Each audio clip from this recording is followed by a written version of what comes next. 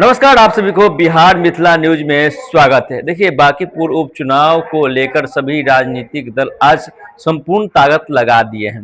देखिए, विकासशील इंसान पार्टी के राष्ट्रीय अध्यक्ष सन ऑफ मलाह कहे जाने वाले मुकेश सहनी आज पटना में अपने समाज के साथ अहम बैठक की है।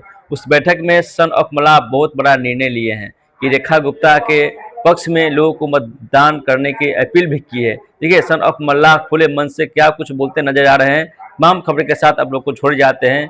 नमस्कार। अपने वोट से बन सकते हैं साथियों। आपके पास अगर वोट है तो आप देश का प्रधानमंत्री बना सकते हैं। अगर आपके पास वोट है तो राज्य में मुख्यमंत्री बना सकते हैं। अगर आपके पास वोट है तो एक वार्ड सदस्य बना सकते हैं। अगर वोट नहीं है तो आप कुछ नहीं बना सकते। इसलिए अगर आज आपने वोट को साबित किया, आपने ताकत दिखाया। जब संकल्प यात्रा पूरे प्रदेश में चल रहा था, बिहार में आदरणीय राहुल गांधी जी के नेतृत्व में पूरे बिहार में लाल झंडा दिखा और वहीं पे राहुल गांधी जी ने मान लिया कि बिहार में पहले तो वो सुनता था कि आरजेडी सबसे बड़ी पार्टी है, लेकिन जैसे जेडीपी का झंडा दिखा तो मान लिया कि मुकेश सहनी भी बिहार में एक फैक्टर है साथी। अब जब वो मान लिया फैक्टर है तो कांग्रेस पार्टी 2 कदम पीछे हटकर एक अति पिछड़ा मल्ला का बेटा को डिप्टी सीएम के लिए राजी होकर और आपका नाम का घोषणा किया। ये आपकी ताकत है साथियों, ये आपकी वैल्यू है। कोई आपको पूछे या ना पूछे, इसकी परवाह मत कीजिए। हमारे बहन महिला जिला अध्यक्ष बोल रही थी कि हमको तकलीफ हो रहा है। तकलीफ करने की आवश्यकता नहीं है। आपने 3 इडियट पिक्चर आपने देखा होगा आमिर खान का। उन्होंने कहा था कामयाब बनो, कामयाब बनो, कामयाबी छक मराठे आपके पीछे आएगा साथियों। तो आपको परवाह नहीं करना है। इस देश में क्लियर है कि बहुत सारे लोग वो चाहेंगे आपको गुलाम बनाकर आप पे राज करने का, लेकिन ये सोच आपको रखना है कि आपको गुलाम बनना है कि राजा बनना है। ये सोच आपको रखना है। आपके दिल, दुख, दर्द, आंसू अगर कोई पोछ रखता है तो आपका भाई पोछ सकता है, दूसरा कोई पोछने के लिए नहीं आएगा, दूसरा तो आंसू बहाने के लिए आएगा साथियों, दूसरा तो तकलीफ देने के लिए आएगा। लेकिन अगर आंसू पोछना है तो आपका भाई पोछेगा। आज मैं निषादपुर में जन्म लिया, मैं घर से कहता हूँ सन ऑफ मल्लाह हूं। अगर मैं कोई भूमियार होता या ब्राह्मण होता तो क्या आपके अधिकार के लिए मैं पिछले 12 साल से पागल बन के लड़ाई लड़ता? नहीं लड़ता, क्योंकि मैं आपका खून हूं।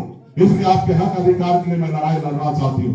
इसलिए साथियों, इस समाज का जब भी कल्याण होगा, इस समाज अगर अपनी वजूद कायम करेगा, इस समाज के पास अपना वर्चस्व होगा तो कोई और नहीं देने वाला है। आप स्वयं अपने अधिकार के लिए लड़ाई लड़ेगा, तब ये प्राप्त होगा साथियों।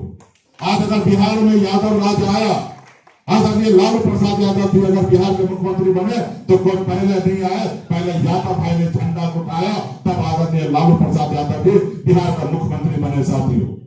इसलिए साथियों, आपको भी अपनी वजूद कायम करना है तो अपने दल के साथ, अपने झंडा के साथ, अपने नेता के साथ रहिए। निश्चित तौर पे आपका वजूद कायम होगा साथियों। सबसे पहले इस भारत में जहां वोट की राजनीति होता है, वहां पे वोट को अपने साथ रखकर अपने वजूद को कायम कीजिए साथियों। आपने देखा कि इस देश में हम तो धन्यवाद देते हैं नौजवान बच्चे को, जैनजी को, जो महज 18 साल से लेकर 25 साल का युवा, पढ़ने लिखने वाला व्यक्ति देश के प्रधानमंत्री को झुका दिया साथियों। सिर्फ झुकाने वाले का हौसला होना चाहिए। आज आप में भी हौसला होगा, आप भी देश के प्रधानमंत्री को झुकाइएगा। वो कैसे झुकेगा? क्योंकि वोट से।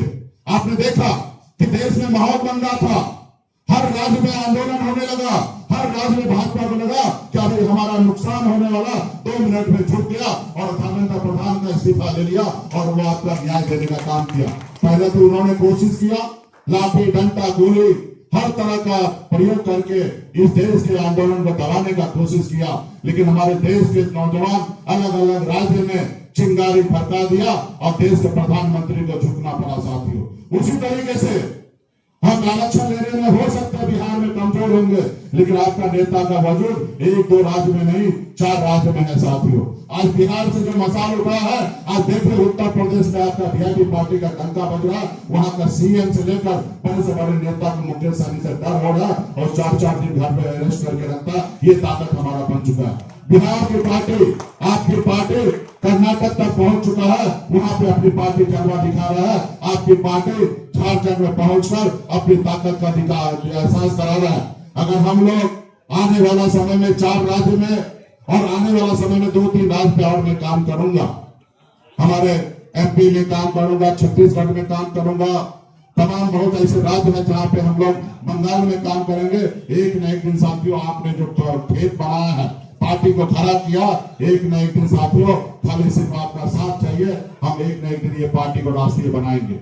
और एक बार जब राष्ट्रीय पार्टी बनेगा, जब आपके पास पूरे 4-5 राज्य में ताकत होगा, आने वाला समय में 2029 से पहले मोदी जी आपके सामने में झुक जाएगा और आपका आरक्षण लागू कर देगा। साथियों सिर्फ जरूरी है उनको डराने का, उनको बताने का कि हम आपके साथ नहीं है, आप मेरा आरक्षण दो तब हम आपके साथ है, तब वो एहसास करेगा और झुकेगा। और 3-3, 4-4 राज्य में मैं काम कर रहा हूं। आने वाला समय में अभी भी मोदी जी का खटिया खड़ी हो चुका है। आने वाला समय में बहुत कमजोर होगा, 2-3 साल बचा है। और जब कमजोर होगा, अगर आप मजबूत हो जाइएगा तो आपसे झुकेगा और आपकी बात मानेगा। आज मैं उत्तर प्रदेश जाके इतना मेहनत, इतने खर्चे